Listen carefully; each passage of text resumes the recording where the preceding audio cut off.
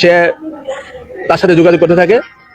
যোগাযোগ করার এক পর্যায়ে সে তাদের যে বাসা, সেই বাসায় ডাকে যতরপুরে, বাসা নং নবপুষ্প 113 এর পঞ্চম তলায় একটি বাসা, ভাড়া বাসায়।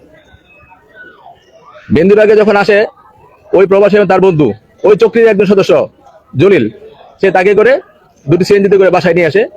বাসায় নিয়ে যাওয়ার পরে চক্রের আরেকজন সদস্য জায়েদ, সে তাকে দেশীয় অস্ত্র ধরে এবং ইলেকট্রিক শক দিয়ে উলঙ্গ করে তার ছবি তুলে তার কাছ থেকে টাকা দাবি করে।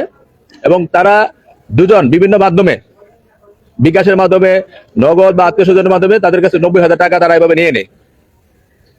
এবং তাদের যে ব্যবহৃত আইফোন 14 প্রো ম্যাক্স, এটা আইটেল মোবাইল সহ মোবাইলগুলো রেখে দেয়। তারা ওখান থেকে উদ্ধার হয়ে থানা আসার পরে সে বাসায় কোতোয়ালি থানা পুলিশ অফিসার ইনচার্জের নেতৃত্বে ওখানে অভিযান পরিচালনা করা হয়। অভিযান পরিচালনা করে 4 জন সদস্যকে গ্রেপ্তার করতে সক্ষম হয়। একজন পালিয়ে যায়। এবং ওখানে গিয়ে আমরা আরো যেটা দেখেছি, ওখান থেকে একটি প্রাইভেট কার, একটি সিএনজি এবং আসামিদের 3টি মোবাইল উদ্ধার করা হয়েছে।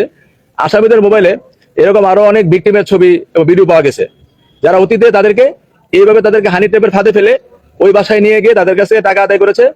আমরা ওই সকল ভিকটিমকে খুঁজে, তারা যদি আইনগত ব্যবস্থা গ্রহণ করতে চায়, আইনগত ব্যবস্থা নিব, অথবা এখানে সাক্ষ্য হিসেবে আমরা তাদেরকে অন্তর্ভুক্ত করব। এ ব্যাপারে কোতোয়ালি থানায় একটি নিয়মিত মামলা হয়েছে। 4 জন আসামিকে আমরা আদালতে সুপর্দ করব এবং অন্যান্য যারা আসামি ছিলেন তাদেরকে আমরা গ্রেফতার করব।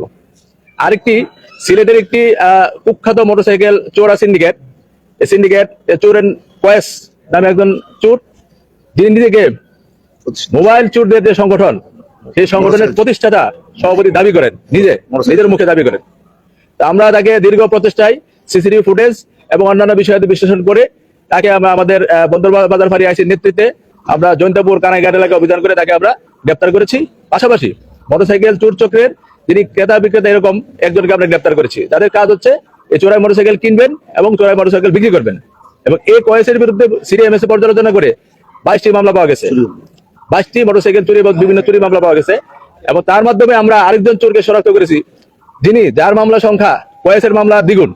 এবং আশা করছি খুব শিগগির ওই চোরের প্রধান তাকে আমরা গ্রেপ্তার করতে সক্ষম হবো। এবং সিলেটের যে মোটরসাইকেল চুরি যে চক্রটা আছে, যদি আমরা তাকেও গ্রেপ্তার করতে পারি, আশা করি এই চুরির প্রবণতাটা একেবারে কমে আসবে।